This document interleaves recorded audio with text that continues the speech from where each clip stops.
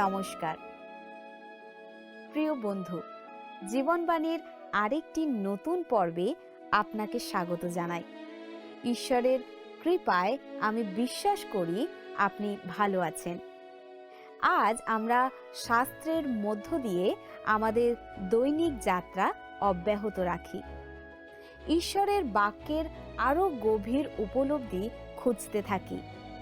আমাদের পূর্ববর্তী পর্বে আমরা নিজের জন্য বাইবেল পাঠ করার অত্যাবশ্যক গুরুত্ব সম্পর্কে শিখেছিলাম।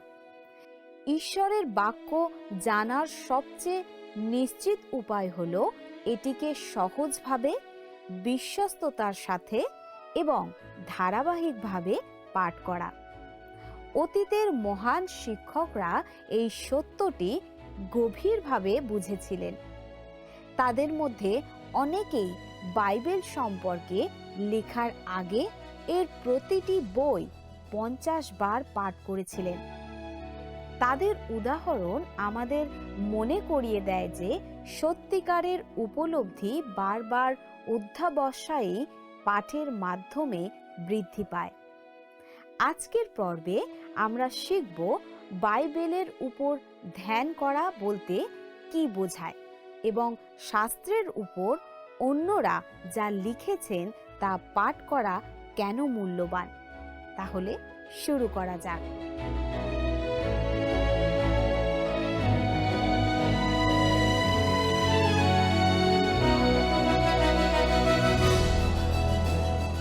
আজকে আমরা ঈশ্বরের বাক্যকে নিয়ে কিভাবে ধ্যান করতে হয় সে বিষয়ে বিস্তারিতভাবে শিখব। ধ্যান হচ্ছে এমন একটা বিষয় যা ঈশ্বর তার লোকদেরকে শিক্ষা দিয়েছিলেন। ঈশ্বরের বাক্যকে সবসময় ইসরায়েল সন্তানদের সামনে রাখা হতো যাতে তারা সেটা ধ্যান করতে পারে। আর এই যে সকল কথা আমি অদ্য তোমাকে আজ্ঞা করি তাহা তোমার হৃদয়ে থাকুক, আর তোমরা প্রত্যেকে আপন আপন সন্তানগণকে এই সকল যত্নপূর্বক শিক্ষা দিবে এবং গৃহে বসিবার কিংবা পথে চলিবার সময় এবং শয়ন কিংবা গাত্রোত্থানকালে ওই সমস্তের কথোপকথন করিবে।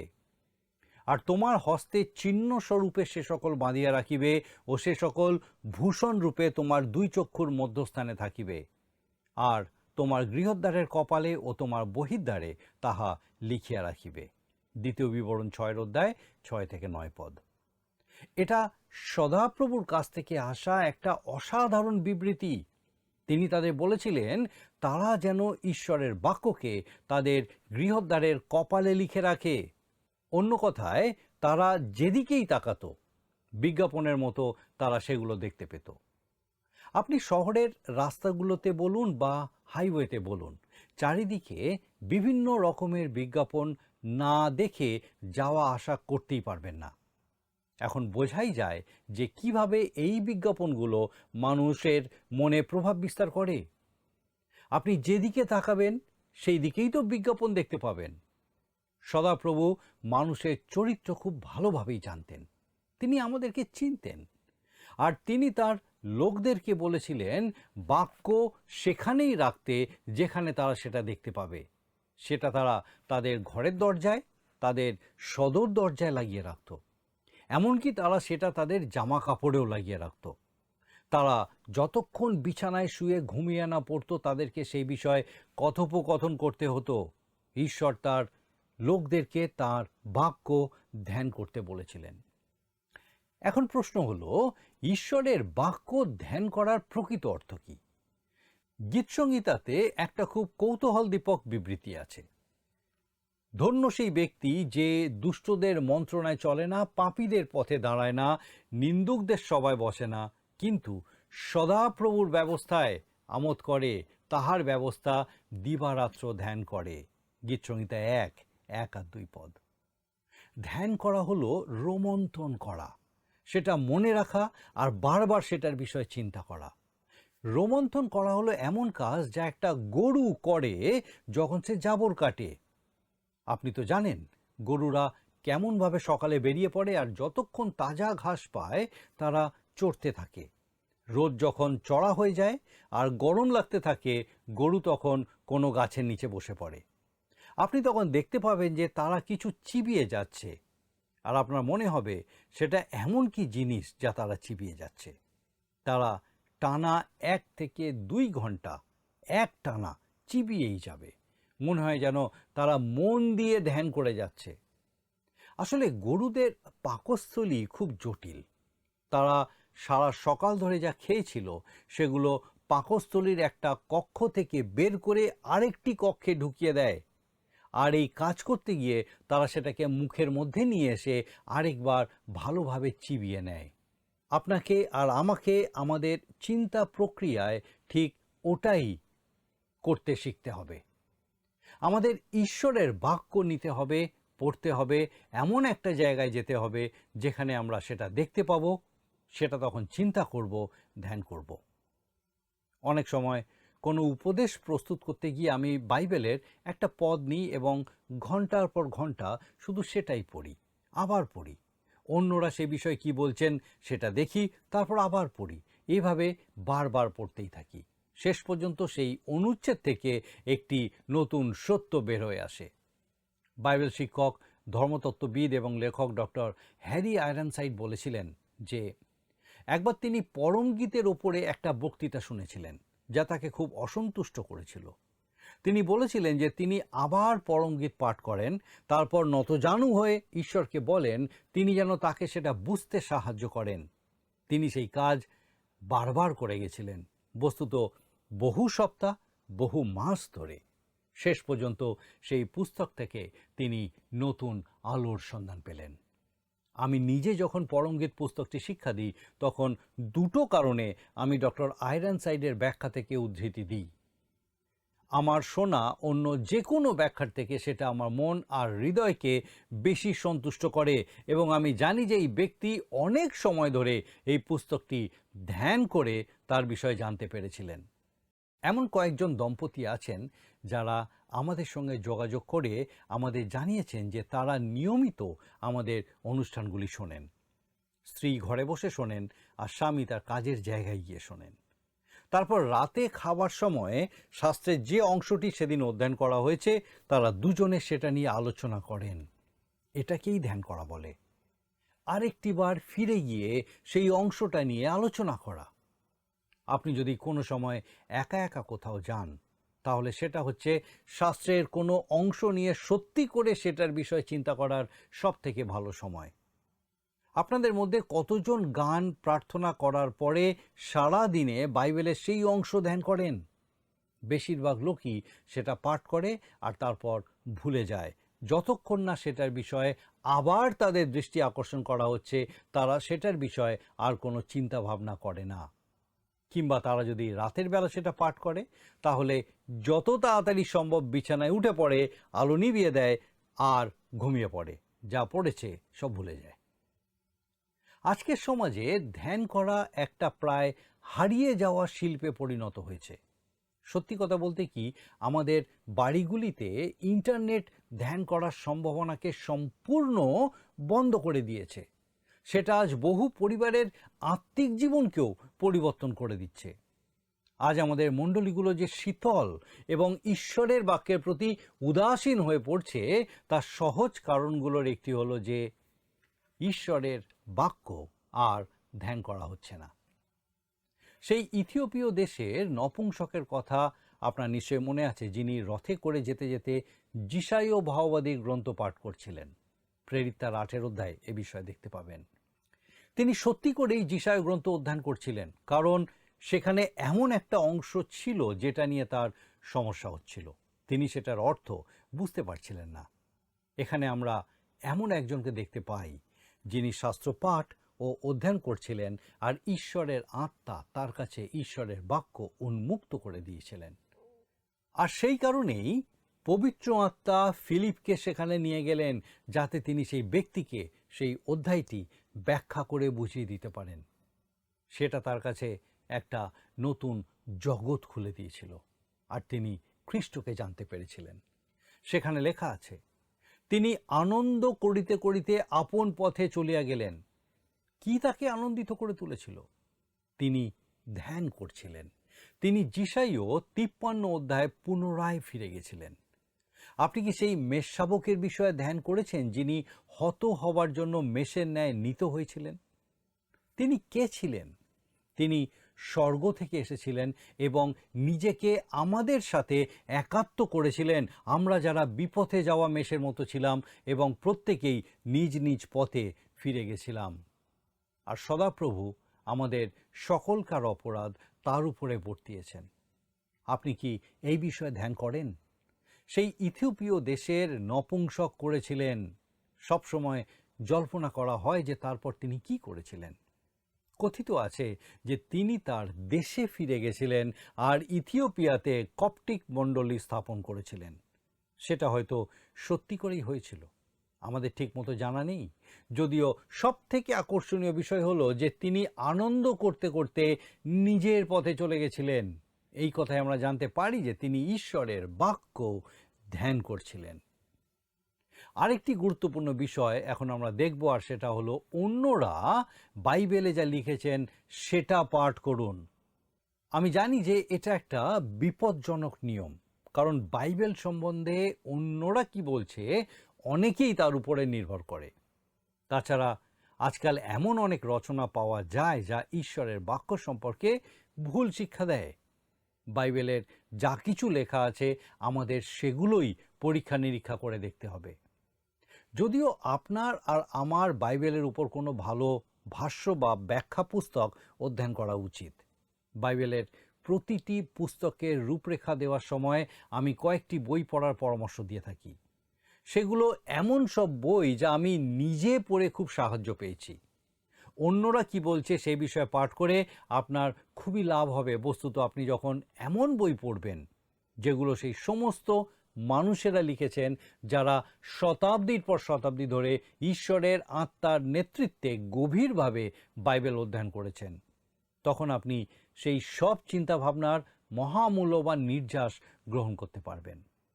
আপনার, আমাদের প্রত্যেকেরই এর থেকে উপকৃত হওয়াই উচিত। বাইবেলের বিভিন্ন বই নিয়ে অসাধারণ, গভীর ও বিস্ময়কর কিছু রচনা শতাব্দী ধরে লেখা হয়েছে। ভাষ্য ছাড়াও কনকর্ডেন্স বা নির্ঘণ্ট খুবই মূল্যবান। ইংরেজি ভাষায় এমন 3টি বইকে আমি আপনার জন্য সুপারিশ করতে পারি। সেগুলো হলো ইয়াংস কনকর্ডেন্স, স্ট্রংস কনকর্ডেন্স আর কুরডেন্স কনকর্ডেন্স। আপনি যেটা চান বেছে নিতে পারেন। এছাড়াও আপনার একটা ভালো বাইবেল অভিধানের প্রয়োজন হবে। ইংরেজি ভাষায় লেখা 2টি বাইবেল অভিধানের বিষয় বলবো। একটা হলো ডেভিস বাইবেল ডিকশনারি, অবশ্য যদি আপনি ঠিক সংস্করণটা পান তাহলেই। আর দ্বিতীয়টা হলো অ্যাঙ্গার্স বাইবেল ডিকশনারি, যেটা খুবই ভালো। প্রত্যেক সুসমাচার শিক্ষকের এমন কয়েকটি বই থাকে যেগুলো তারা অধ্যয়ন করেন, তাদের সেগুলো প্রয়োজন হয়। কেউ প্রশ্ন করতে পারে, অন্য কারোর লেখা শব্দার্থ কি কারোর ব্যবহার করা উচিত?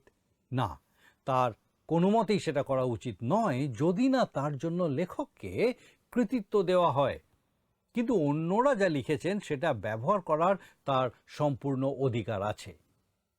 কোনো একজন বিখ্যাত বাইবেল শিক্ষক তার লেখা ধারাবাহিক বাইবেল শিক্ষার বই সম্পর্কে বলেছেন, আমি শুনেছি যে আমার দুর্বল ভাষ্যগুলো অনেক সময় অন্যরা ব্যবহার করেন, আর সেগুলোর জন্য লেখককে কখনো কৃতিত্ব দেওয়া হয়, আবার কখনো দেওয়া হয় না। ব্যক্তিগতভাবে আমার নিজের এতে কিছু এসে যায় না। তবে কোনো ব্যক্তি যদি লেখককে কৃতিত্ব না দিয়েই তার শব্দার্থ ব্যবহার করে, তবে সেটা তার আসল চরিত্রকেই প্রকাশ করে দেয়। একবার একটা সেমিনারে একজন অধ্যাপক এই সমস্যার সমাধান করে দিয়েছিলেন। যখন তাকে কেউ জিজ্ঞাসা করেন যে অন্য লেখকদের রচনা থেকে উদ্ধৃতি দেওয়া উচিত কিনা, তিনি বলেছিলেন, আপনি অন্যের চারণভূমিতে চড়তে পারেন, তবে দুধ দেওয়ার সময় নিজের দুধই দেবেন। এর অর্থ হলো, অন্যরা কি লিখেছেন সেটা পাঠ করুন, কিন্তু আপনার নিজের চিন্তাভাবনা অনুযায়ী নিজের মতো করে সেটা প্রকাশ করুন। আপনার সেটা করার সম্পূর্ণ অধিকার আছে। গুরুত্বপূর্ণ বিষয় হলো ঈশ্বরের বাক্য অধ্যয়ন করে অন্য মানুষেরা যা পেয়েছেন তার সুবিধা নেওয়া। আসুন আমরা আরেকটি গুরুত্বপূর্ণ বিষয় দেখি। পবিত্র শাস্ত্র বুঝবার এবং অধ্যয়ন করবার জন্য বাধ্যতা আবশ্যক। এই বিষয়ে অব্রাহাম হচ্ছেন একজন বড় উদাহরণ। যখন ঈশ্বর কলদীয় দেশের উর থেকে তাকে বার করে নিয়ে এসেছিলেন, তখন তিনি তাকে দর্শন দিয়েছিলেন। তারপর যখন তিনি প্রতিশ্রুত দেশে বসবাস করছিলেন, তখনও ঈশ্বর তাকে দর্শন দিয়েছিলেন। কিন্তু যখন দুর্ভিক্ষ হয়েছিল, তখন অব্রাহাম মিশর দেশে পালিয়ে গেছিলেন, আর সেই সময় তার প্রতি ঈশ্বরের কোনো বক্তব্য ছিল না। যতদিন না অব্রাহাম দেশে ফিরে এসেছিলেন, ঈশ্বর আর তাকে দর্শন দেননি। কেন? কারণ তিনি অবাধ্য হয়েছিলেন। ঈশ্বর ইতিমধ্যে অব্রাহামের কাছে যা প্রকাশ করেছিলেন, সেই বিষয়ে যতদিন না তিনি বাধ্য হয়েছিলেন, ততদিন পর্যন্ত তিনি অব্রাহামের কাছে নতুন কোনো সত্য উন্মোচন করতে প্রস্তুত ছিলেন না। এমনকি আমাদের আত্মাকে উদ্ধার করবার জন্য যে সুসমাচার দেওয়া হয়, সেটাও দেওয়া হয় বাধ্যতার একটা অত্যন্ত নির্দিষ্ট উদ্দেশ্যে। সুসমাচারের বিষয়ে সবথেকে মহান যে নথি রচনা করা হয়েছে, সেটা হলো রোমীয়দের প্রতিপত্র। আর সাধু পৌল সুসমাচারের সঙ্গে এই বাধ্যতা বা আজ্ঞাবহতার বিষয়টিকে জড়িয়ে দিয়েছিলেন। তিনি এইভাবে শুরু করেছিলেন, তিনি যীশুখ্রিস্ট আমাদের প্রভু, যাহার দ্বারা আমরা তাঁহার নামের পক্ষে সকল জাতির মধ্যে বিশ্বাসের আজ্ঞাবহতার উদ্দেশ্যে অনুগ্রহ ও পেরিতত্ত্ব প্রাপ্ত হইয়াছি। আবার রোমীয়দের প্রতি তার পত্রের শেষে সাধু পৌল আবার এই বিষয়ে ফিরে এসে বলেছেন, কিন্তু সম্প্রতি ব্যক্ত হইয়াছে এবং ভাববাদীগণের লিখিত গ্রন্থ দ্বারা সনাতন ঈশ্বরের আদেশ অনুসারে বিশ্বাসের আজ্ঞাবহতার নিমিত্তে সর্বজাতির নিকটে জ্ঞাত করা গিয়াছে। রোমীয় তার 16 অধ্যায় 26 পদ। এই পত্রে সাধু পৌল সব শেষে যে কথাটা বলেছেন, তা হলো বিশ্বাসের আজ্ঞাবহতা। তার মাঝে কি আছে, সেখানে সুসমাচার কি, সেটা তিনি আমাদের সামনে তুলে ধরেছেন। সেটা হচ্ছে একটা সুবিশাল তাত্ত্বিক অংশ, আর তারপর তিনি শেষ করেছেন আমাদের দায়িত্ব সম্পর্কে অবগত করে, অর্থাৎ আমরা কি করব। সাধু পৌল সুসমাচারের সঙ্গে এই বাধ্যতার বিষয়টিকে জড়িয়ে দিয়েছিলেন বিশ্বাসের প্রতিবাধ্যতা। এখানেই আদম আর হবা ভুল করে ফেলেছিলেন। হবা যে কেবল ঈশ্বরের শত্রু শয়তানের কথা শুনেছিলেন তা নয়, তিনি ঈশ্বরের অবাধ্যও হয়েছিলেন। ঈশ্বরের প্রতি বাধ্য হওয়া খুবই গুরুত্বপূর্ণ বিষয়। আর আমাদের বুঝতেই হবে যে আমরা যদি অবাধ্য হই, তাহলে তিনি আর আমাদের কাছে সত্যকে প্রকাশ করবেন না। আমরা যদি বাইবেল পাঠ থেকে লাভ পেতে চাই, তাহলে তার বাধ্য আমাদেরকে হতেই হবে। আর বাধ্যতা এই জন্য গুরুত্বপূর্ণ, কারণ এমন অনেক মানুষ আছে যারা আপনার আর আমার মাধ্যমে খ্রিস্ট বিশ্বাসকে পরিমাপ করে। বিশপ জন লাইমান কোভান খুব ভালো বলেছেন, সুসমাচার রক্ষা করার সবথেকে ভালো উপায় হলো এমন একটি জীবনযাপন করা যা সুসমাচারের যোগ্য। আর এইভাবেই আপনি প্রমাণ করতে পারেন যে সেটা ঈশ্বরের বাক্য। 4 জন যাজক বাইবেলের বিভিন্ন অনুবাদগুলোর ভালো মন্দ নিয়ে আলোচনা করছিলেন। একজনের একটি বিশেষ অনুবাদ পছন্দ ছিল, সেটার সরল ও সুন্দর ভাষার জন্য। আরেকজন পছন্দ করতেন আরেকটি অনুবাদ, কারণ সেটা অনেক বেশি আক্ষরিক ছিল আর তার অনুবাদ হিব্রু আর গ্রিক ভাষার সঙ্গে অনেকটা সামঞ্জস্যপূর্ণ ছিল। তৃতীয় জনের আবার একটি আধুনিক সংস্করণ ভালো লাগতো, সেটার চলতি ভাষার জন্য। অন্যরা যখন তাদের মতামত জানাচ্ছিলেন, তখন চতুর্থ যাজক চুপ করেছিলেন। তাকে যখন তার মতামত জানাতে বলা হলো, তিনি বললেন, আমি আমার মায়ের অনুবাদটা সব থেকে পছন্দ করি। তিনি তার জীবন দিয়ে সেটা অনুবাদ করেছিলেন, আর সেটা ছিল আমার দেখা সব থেকে নির্ভরযোগ্য অনুবাদ। আপনার নিশ্চয়ই মনে থাকবে, করিন্থের খ্রিস্ট বিশ্বাসীদের কাছে সাধু পৌল এই কথা লিখেছিলেন, তোমরাই আমাদের পত্র, আমাদের হৃদয়ে লিখিত পত্র, যাহা সকল মনুষ্য জানে ও পাঠ করে। ফলত তোমরা খ্রিস্টের পত্র, আমাদের পরিচর্যায় সাধিত পত্র বলিয়া প্রকাশ পাইতেছ, তাহা কালি দিয়া নয়, কিন্তু জীবন্ত ঈশ্বরের আত্মা দিয়া, প্রস্তরময় ফলকে নয়, কিন্তু মাংসময় হৃদয় ফলকে লিখিত হইয়াছে। 2 করিন্থীয় 3 অধ্যায় 2 ও 3 পদ।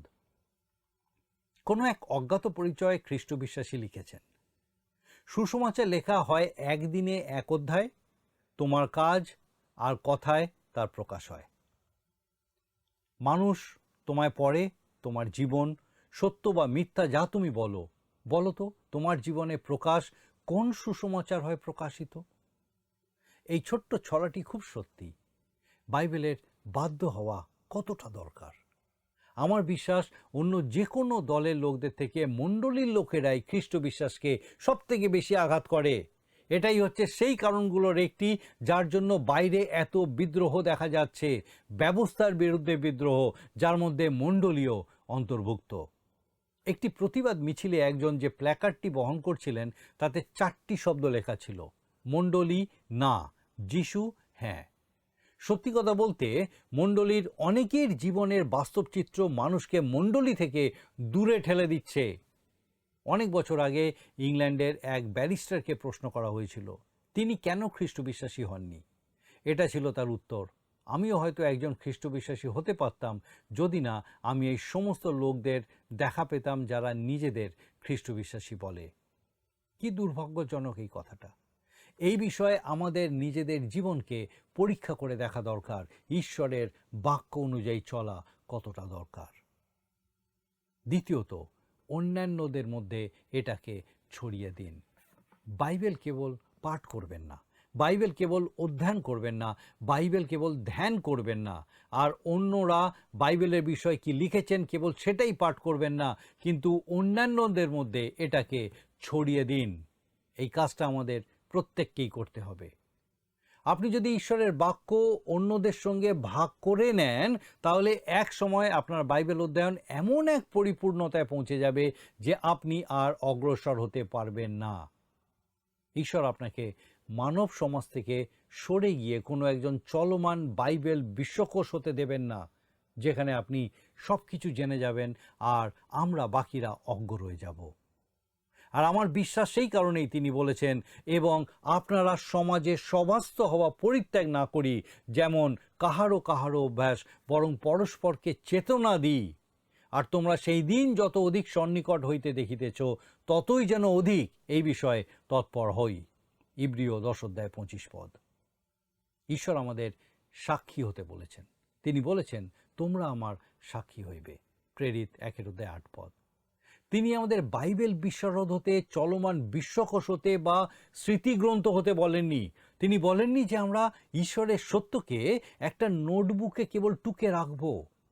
কেউ একজন বলেছেন যে শিক্ষা হলো এমন একটি প্রক্রিয়া যেখানে অধ্যাপকের নোটবুকে থাকা তথ্য ছাত্রের নোটবুকে স্থানান্তরিত হয় এবং সেই তথ্য অধ্যাপক বা ছাত্র কারো মনের মধ্যে দিয়ে প্রবাহিত হয় না। সত্যি কথা হচ্ছে বাইবেলের সত্যের অনেকটা ঠিক এমনই, সেটা পালন করা হয় না, ভাগ করেও নেওয়া হয় না।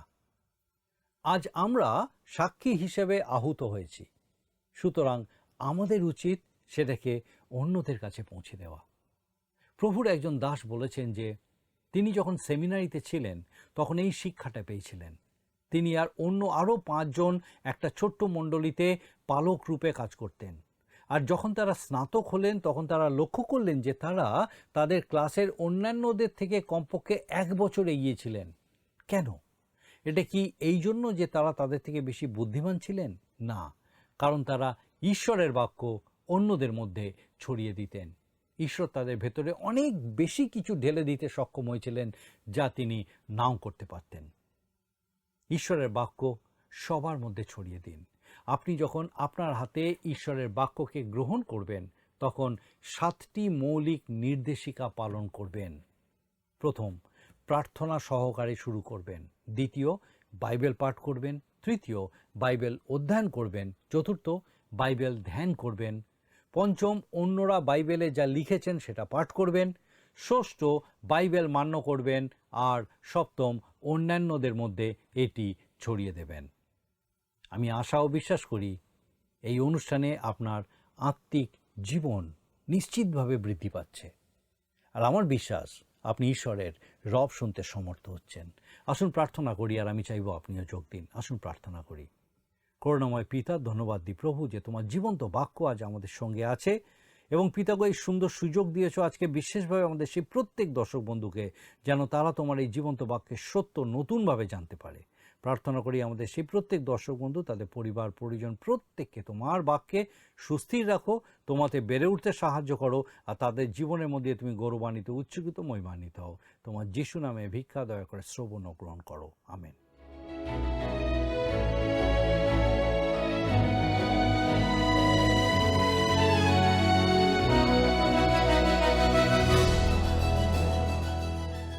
বন্ধু, আরও একবার আমাদের সাথে থাকার জন্য আপনাকে ধন্যবাদ। আপনার এই নিরবিচ্ছিন্ন সহভাগিতার জন্য আমরা সত্যিই কৃতজ্ঞ এবং আমরা বিশ্বাস করি যে আজকের অনুষ্ঠানটি আপনার জন্য আশীর্বাদ স্বরূপ ছিল। আজকের পর্বে আমরা শিখলাম যে বাইবেলের উপরে ধ্যান করা একটি গভীর ও বর্ধনশীল আধ্যাত্মিক জীবনের জন্য অত্যন্ত গুরুত্বপূর্ণ। ঈশ্বর তার লোকদের নির্দেশ দিয়েছিলেন যেন তারা সর্বদা তার বাক্য তাদের সামনে রাখেন, তাদের হৃদয়ে, তাদের বাড়িতে এবং তাদের কথোপকথনে, যাতে তার সত্য সারা দিন ধরে তাদের চিন্তা ভাবনাকে পূর্ণ করে। সত্যিকারের ধ্যান মানে বারংবার শাস্ত্রকে মনে আনা, ঠিক যেমন একটি গরু জাবর কাটে। আমরা যখন ঈশ্বরের বাক্য বারবার পড়ি এবং চিন্তা করি এবং ফিরে আসি, তখন নতুন উপলব্ধি এবং অন্তর্দৃষ্টি উন্মোচিত হতে শুরু করে। দুঃখজনকভাবে অনেক বিশ্বাসী তাড়াহুড়ো করে বাইবেল পাঠ করে এবং শীঘ্রই যা পড়েছে তা ভুলে যায়, যার ফলে মননশীল চিন্তাভাবনা থেকে যে সমৃদ্ধ আশীর্বাদ আসে তা তারা মিস করে। ইথিওপিয়ান নপুংসকের উদাহরণ আমাদের মনে করিয়ে দেয় যে ধ্যান আনন্দ, উপলব্ধি এবং ব্যক্তিগত রূপান্তরের দিকে নিয়ে যায়।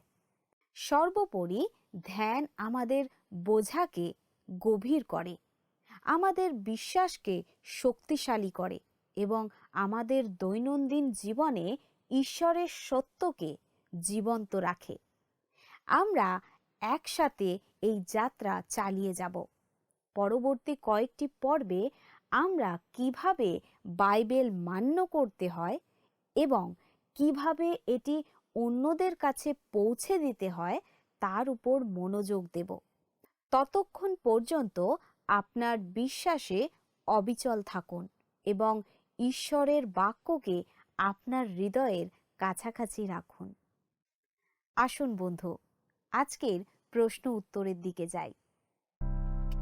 প্রিয় বন্ধু, আসুন আমরা আজকের প্রশ্ন উত্তরে আসি। গতকালের প্রশ্নের উত্তর অপশন ডি, যতক্ষণ না বোঝা যায়। আজকের প্রশ্ন, একটি গরুর জাবর কাটা কিসের প্রতীক? অপশন এ, খাবার ভালোভাবে চিবানো, বি, ধীরে সুস্থে, সি, বাক্য নিয়ে ধ্যান করা, ডি, ধীরে ধীরে কাজ করা। প্রিয় বন্ধু, এই প্রশ্নের উত্তর আগামীকাল সন্ধ্যে 6টার মধ্যে option A, B, C, D সহকারে আপনার নাম ও সম্পূর্ণ ঠিকানা সহ 9433497235 এই নম্বরে SMS-এ বা হোয়াটসঅ্যাপে পাঠাবেন।